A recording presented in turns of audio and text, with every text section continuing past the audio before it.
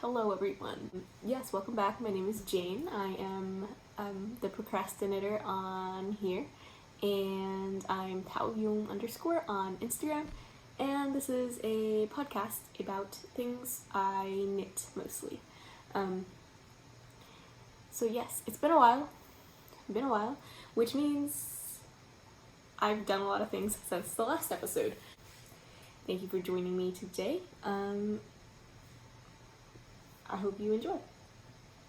So the first thing I have to show you is something I forgot to show you last time, which is this. I actually finished this in January, probably. Yeah, in January. It's a goose. This was a Valentine's / anniversary present for William, and yeah, I think it's adorable. It's the first time I've ever done a knitted stuffed animal. I learned a lot from it. It was a free pattern. It's called Betsy's Goose, I think. Betsy's Goose, or maybe Betsy's Geese.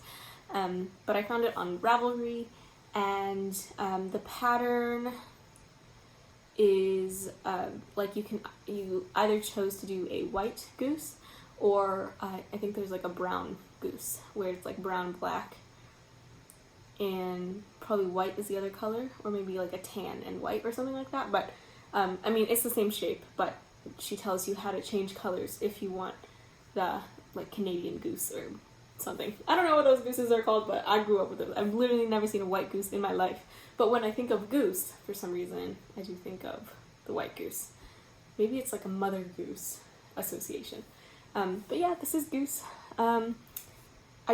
I'm pretty sure it's the pattern that makes the goose kind of have this look instead of being straight on. Unless I misread it or did it wrong. But yeah, I was a little confused as to why the goose was looking like at an angle. I don't know if you can tell, yeah. But alas, I've never stuffed anything before. I think I didn't do a great job here because it kind of goes in a little. I don't know. Is there anything I can do to change it? But it's also like a natural point for things for it to be continued to be indented. So I don't know. Maybe we just don't worry about it. This is also another area where I wonder if I did something wrong. Like, should this have been more smooth? I don't know. But like I said, I learned a lot with this pattern. It was written for DPNs, but I didn't have DPNs of this size.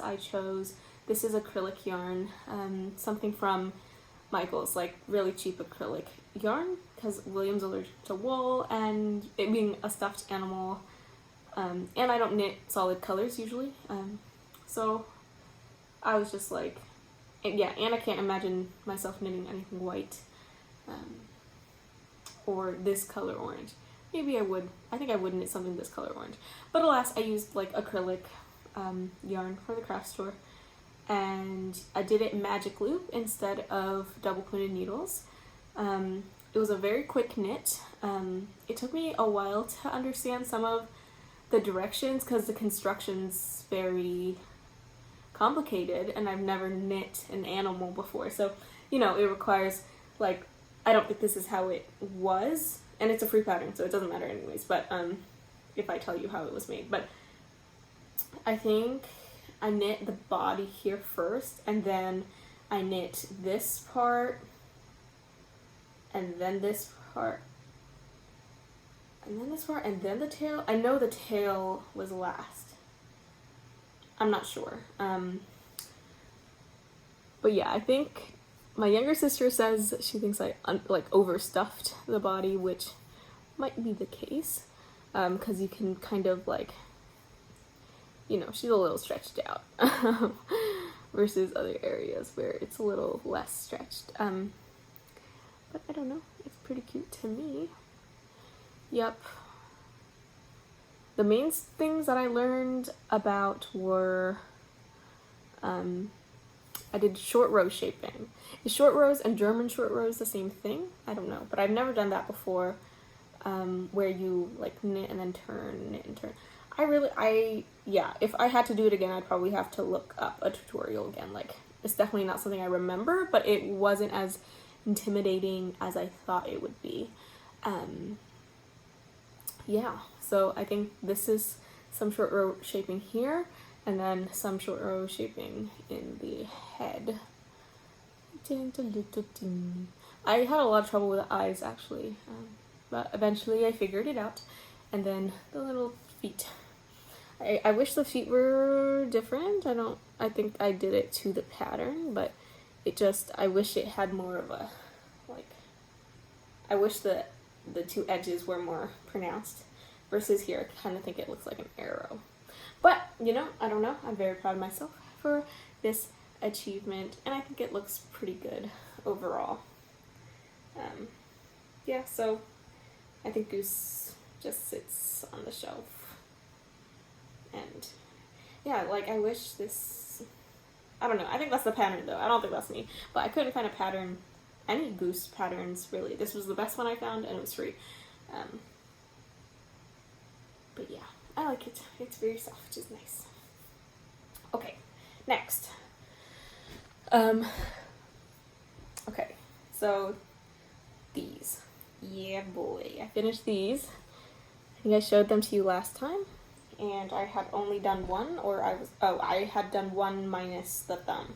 So I completed both of them. This is the Noro Garden Silk. I love them. I've worn them out a few times. It has been really nice. Yeah, I don't know. There's not much else to say.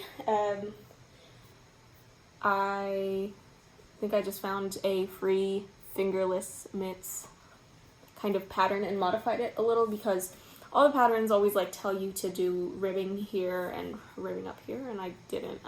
And I kind of just knit until it was the length I wanted. This one is a little tighter than this one because I miscounted the cast on or something.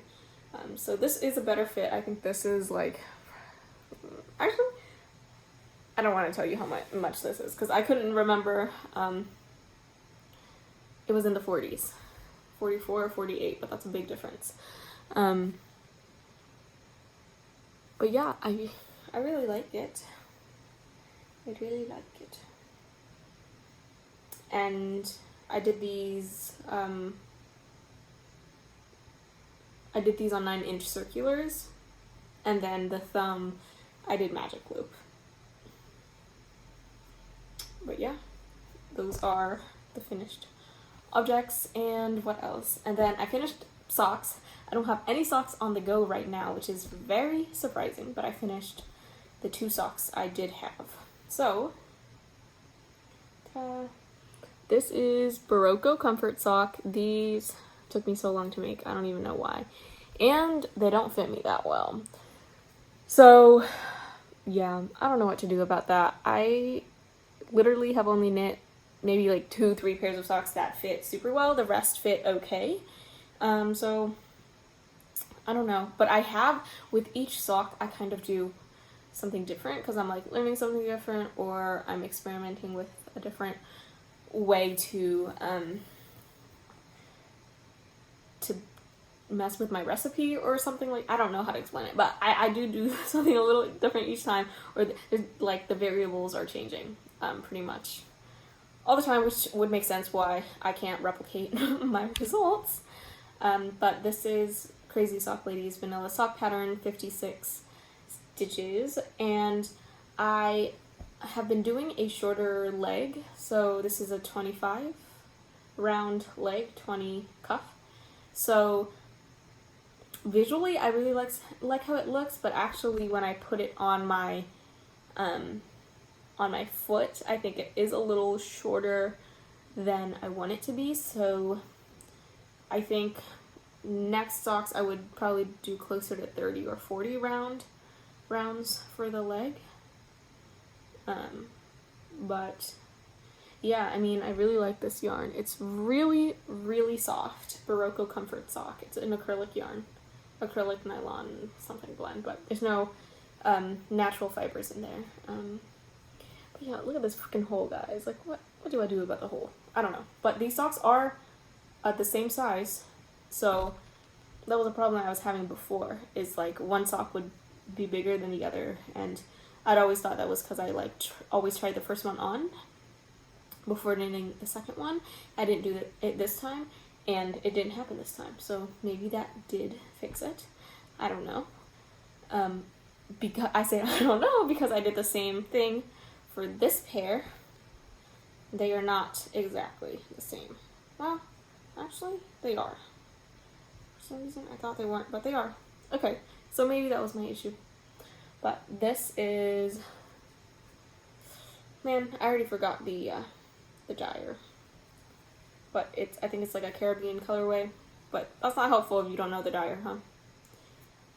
I don't know what to tell you. I think I told you in the last episode, so we'll see. But these are my anniversary socks. This is the yarn William got me for our anniversary. It's very cool. It's a sock weight, I think. So it's a little thicker. Yeah, so I think when I'm using fingering weight, I do need to go to the 64 size. And when I'm doing something a bit heavier, I can go to the 56. Because this fits pretty well, and this is kind of small. I'm thinking of giving this to my sister, who's 10. So that is that. I was very happy to have those two done. Yay! And this one, see, I think the foot is a little too short. I was just like impatient. So yeah, I just need to be more patient while knitting. I was just like, ugh, let me get this over with, let's go. But that's not how it works, is it? Okay, next.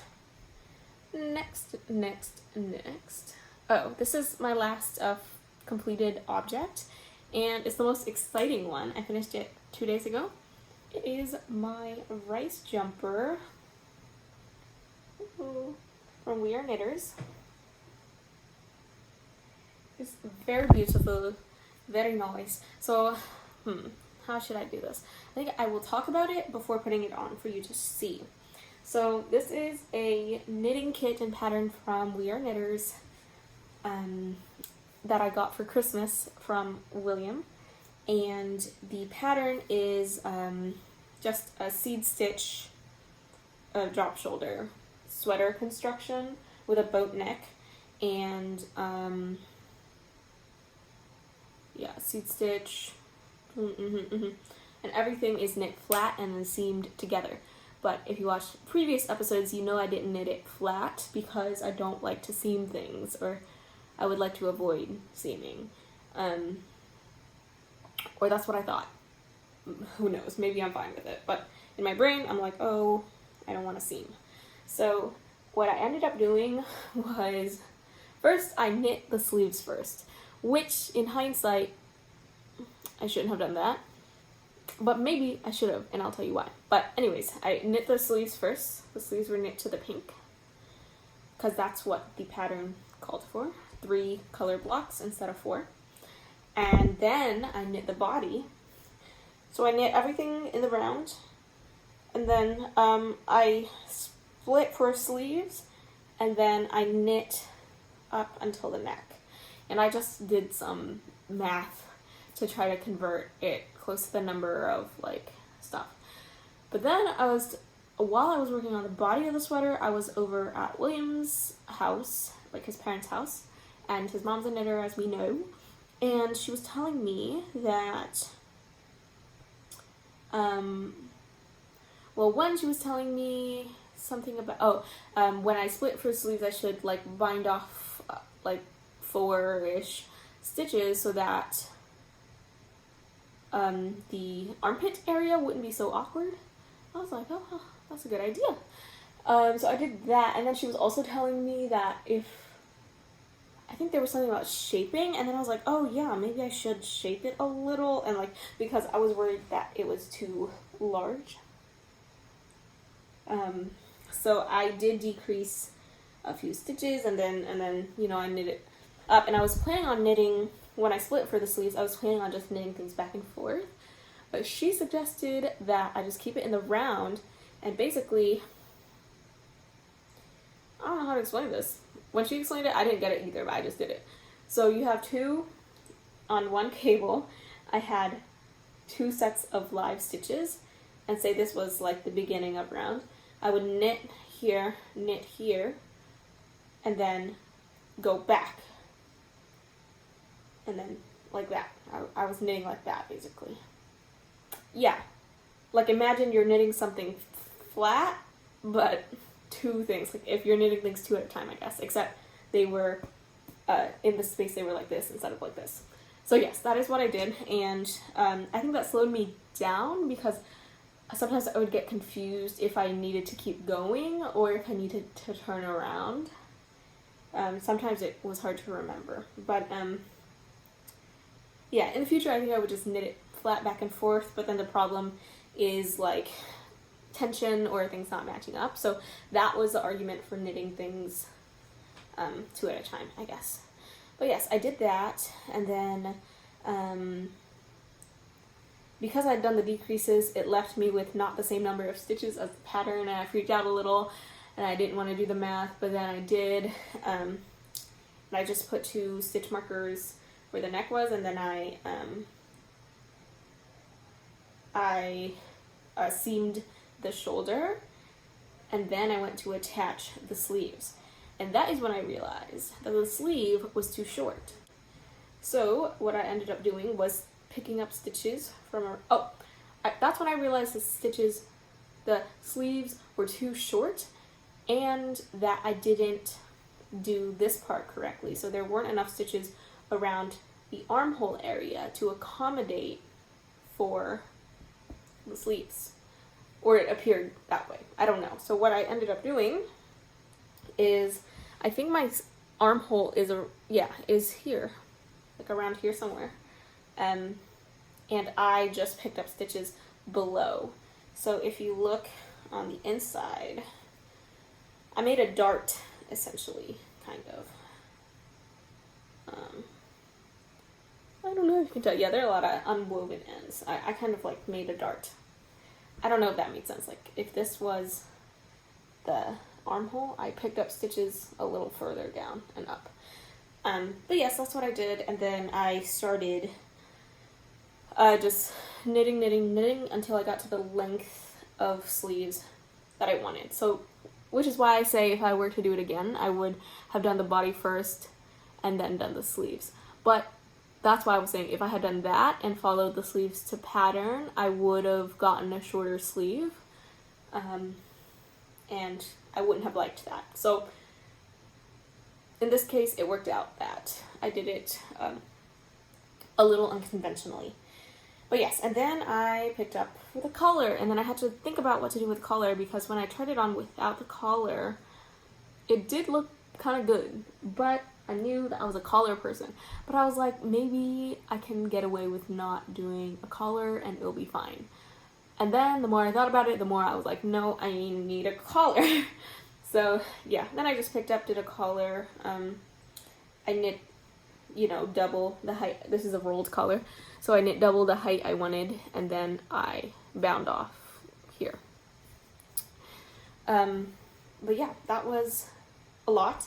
I learned a lot with this sweater. I learned how to do the seed stitch. Oh, I learned that you should, when you're converting patterns flat to in the round, there are some considerations to take. For example, a seed stitch, if you are knitting in the round, you only need an even number, right? Yeah, you need an even number of stitches, but if you're knitting it flat, you need an odd number of stitches. So that messed me up a bit, because I didn't figure that out until like a long time. Like I kept figuring it out and then forgetting, so each time I would start a new piece, I would forget.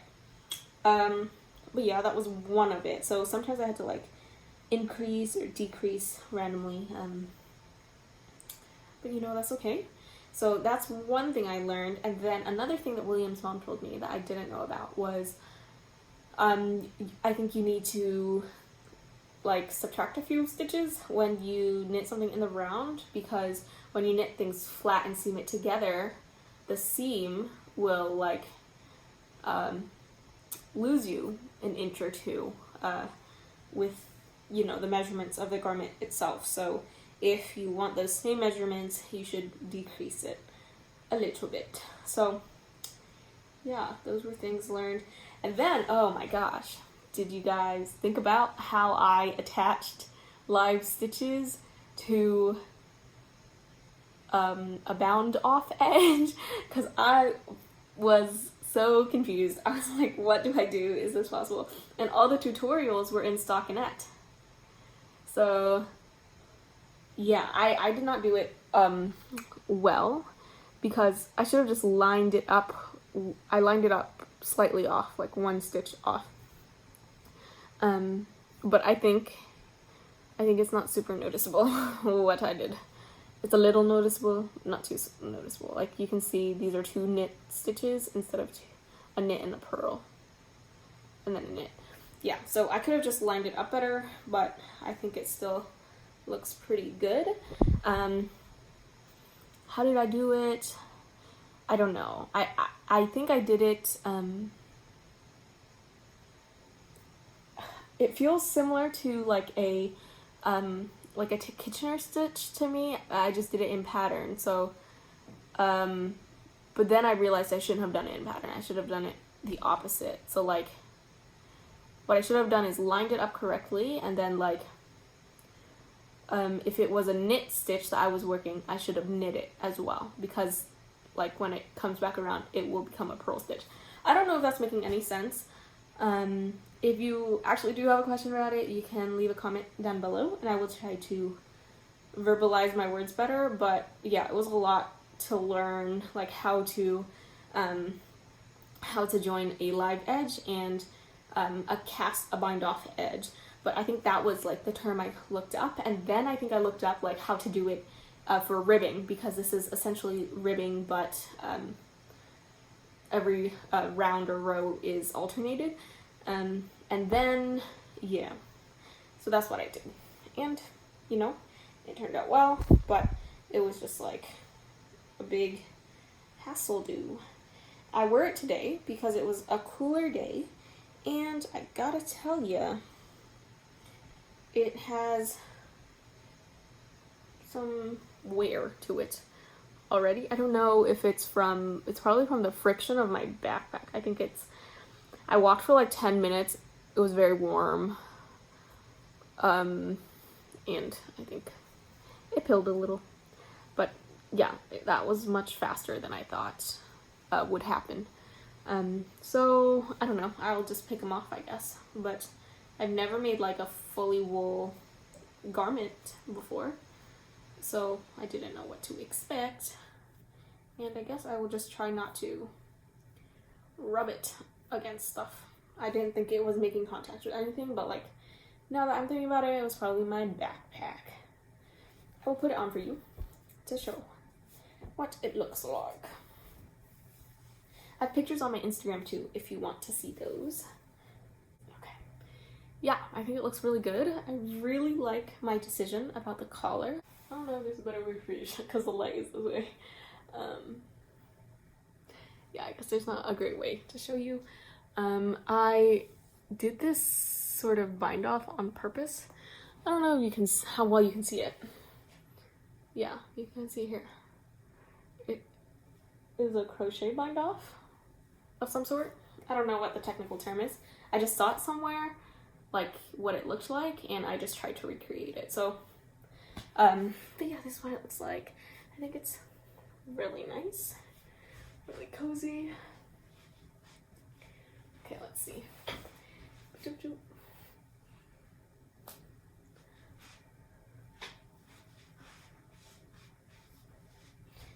Yeah, I'm wearing PJ pants. These are not the best. These are not the best pants to model them with, but yeah. Yeah, the blocks are not even, as you can tell. Like this was like a huge chunk, and this was less, and then this is like tiny for some reason. That's okay. Yeah, I like the look. I think it looks really good. I really like how it turned out. In the background here, we have Mr. Frog. I can show you Mr. Frog at the end. But yeah, those were all the finished objects that I had to show. Yeah.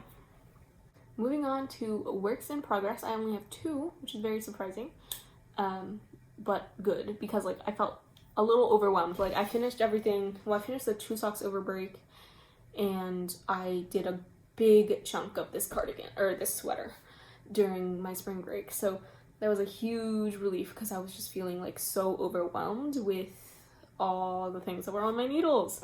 So yeah, I'll show you my 2 whips. First we have this one, which is the cardigan. We know she's not getting the love she deserves, but I will show you again. I have everything done except for the final sleeve and the button band.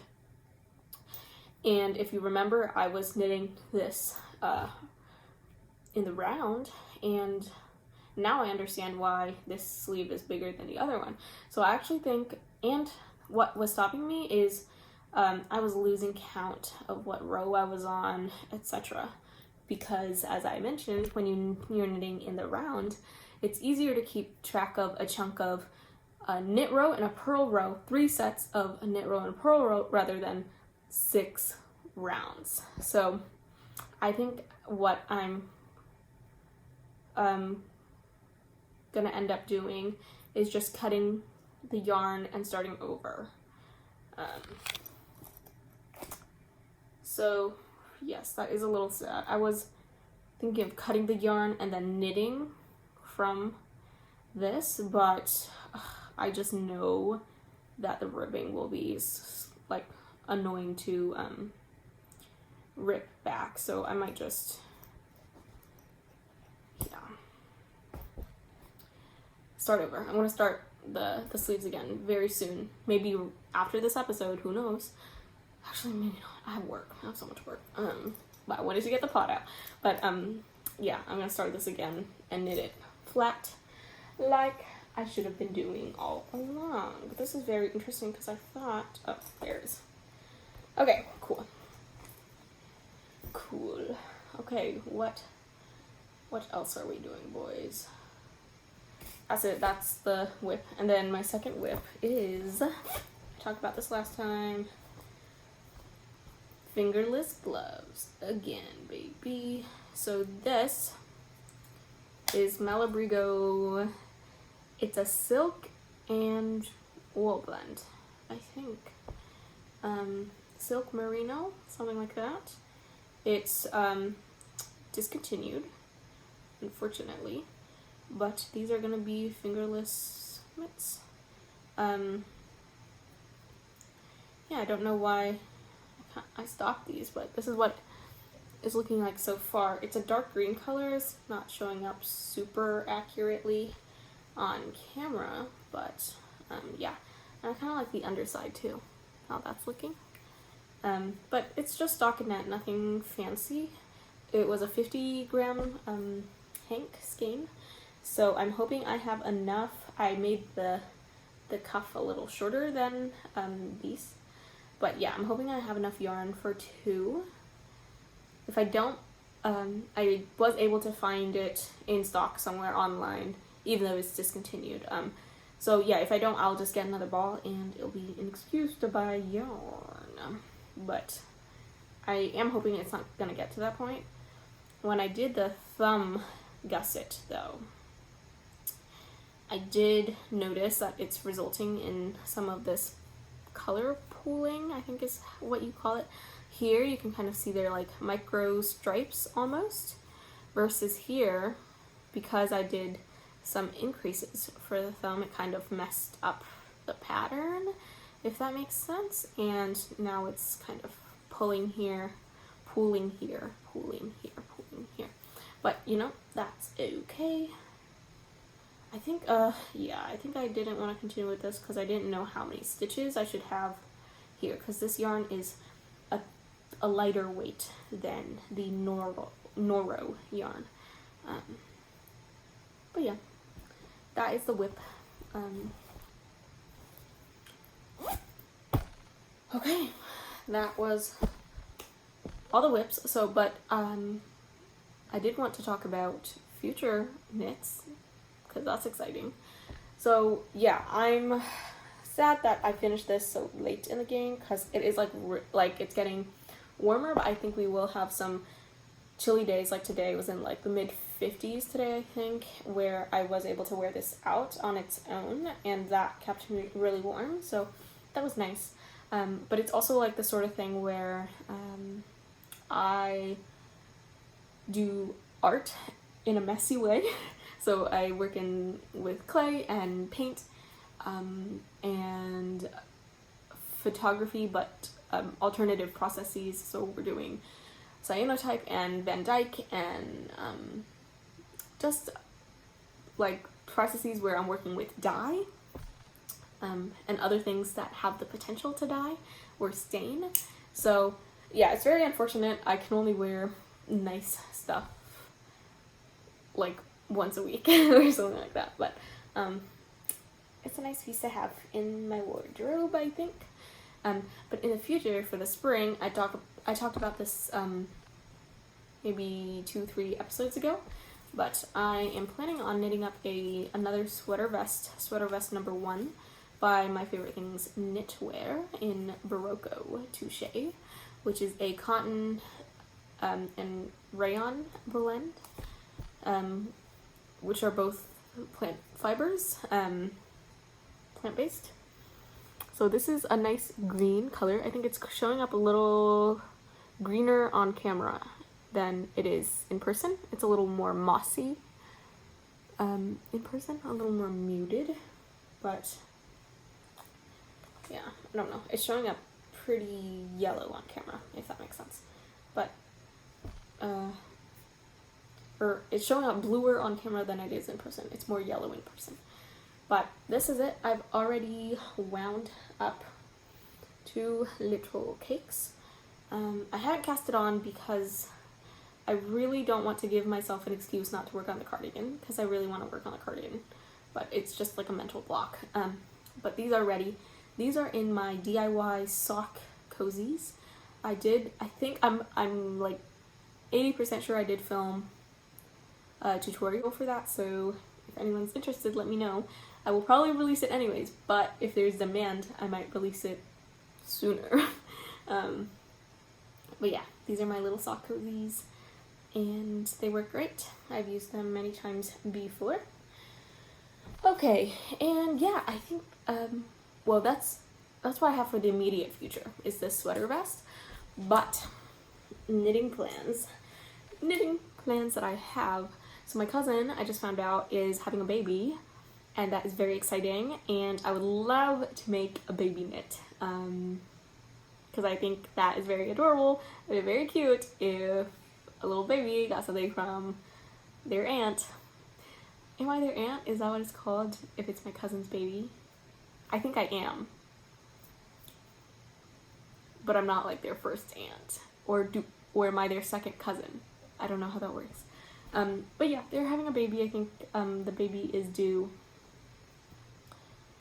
I don't know when, but it's actually a funny story, if you care to hear, is yeah, they made a post on Facebook, and the caption was like so excited for the new addition in our family, or something like that, something about an addition to the family. And the first picture was of their dog, and I think it was like established or coming soon in like maybe September, I don't remember the month and year, right? And then like a little ultrasound picture, and I was like, oh my gosh, they must really love their dog. Like, wow. Like, I thought the dog was pregnant. I was like, wow, to celebrate your dog like this, like, that is such like a millennial thing to do, I guess. I thought it was so funny. And then I was like, ooh. And then I saw the number of comments. It was a lot of comments. People would be like, congratulations, like, blah, blah, blah. And I was like, what? And then it occurred to me that, like, my cousin's wife was having a child and not their dog. But yeah, I just thought that was funny.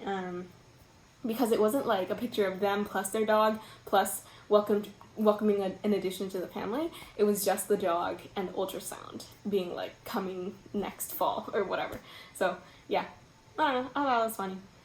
But yeah, I will knit something for them, and that would be nice.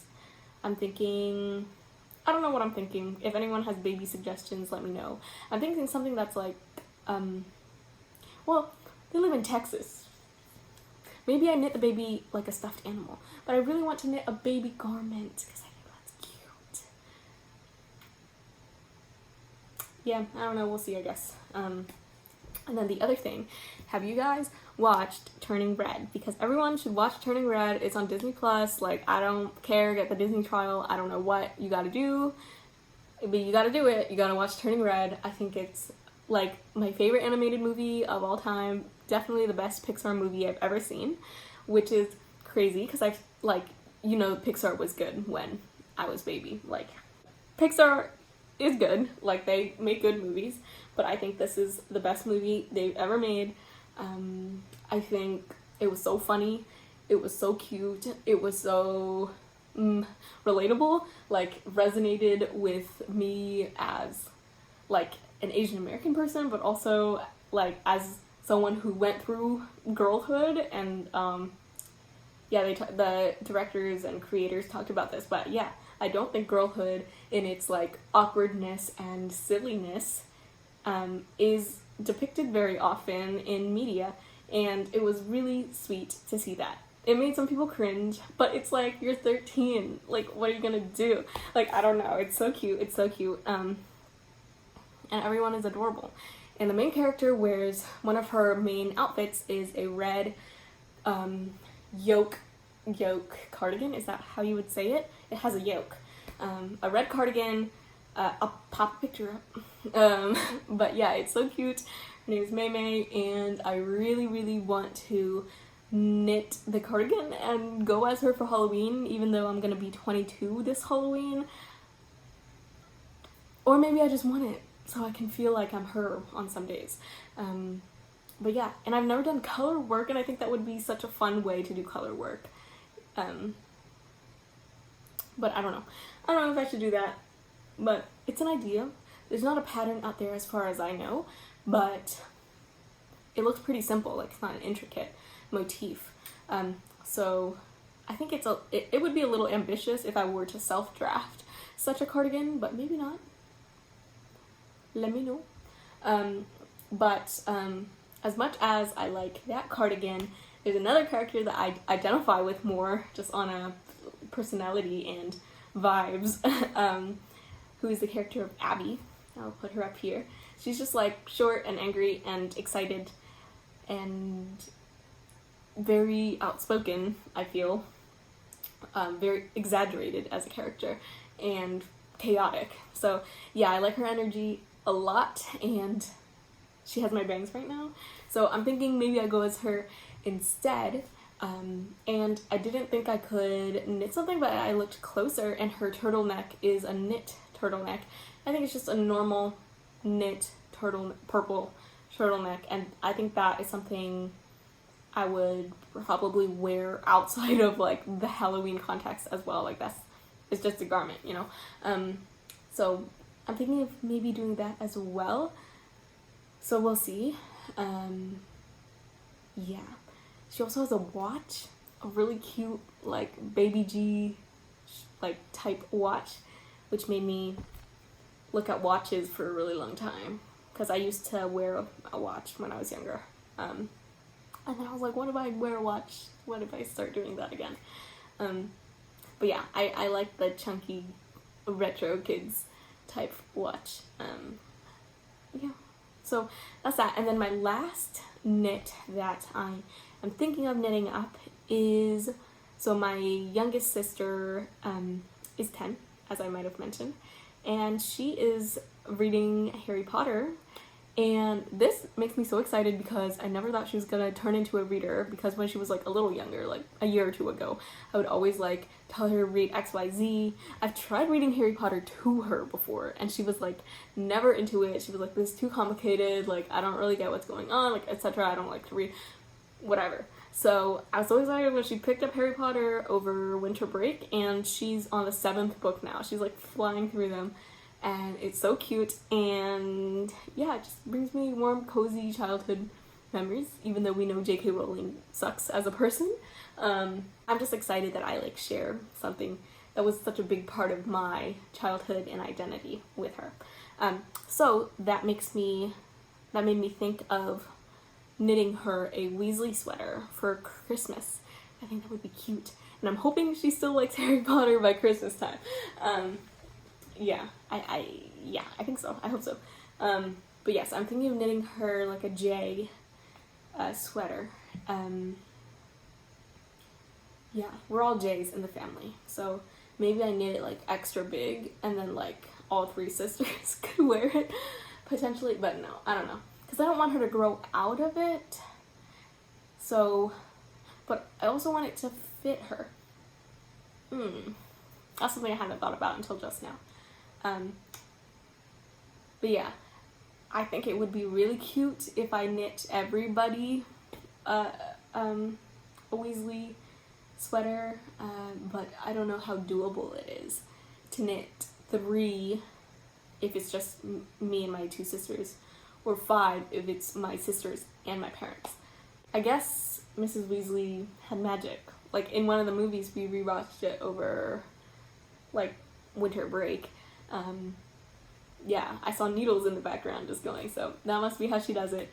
But yeah, that is the last knit. Because I feel like I should be thinking for Christmas, especially for something like a sweater, I should think ahead, right?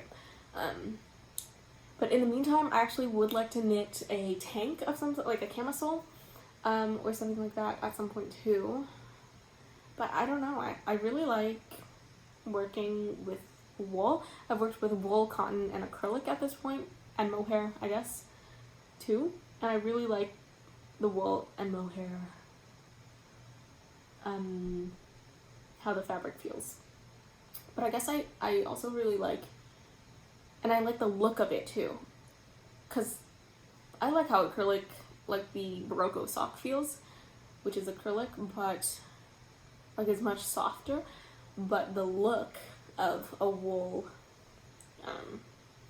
garment is still more appealing to me. So yeah, I feel like summer knits, you wouldn't want to knit it in wool, right? So maybe I just don't knit anything for the summer, which would make sense. Yeah, I think that's it. I think that's all I have for today. Thank you so much for joining me, and yeah, bye. Okay, I promised I'd show you the frog. This is the frog. He is very cute. He, is a poison dart frog. He's William's, but he lives in my room because it's warmer in here for some reason. And yeah, this is his home. We made it ourselves. I think it's very beautiful. It smells really good in there. It just smells like a forest. Yeah, I think he's gone into hiding because I've disturbed him. But this is the frog house.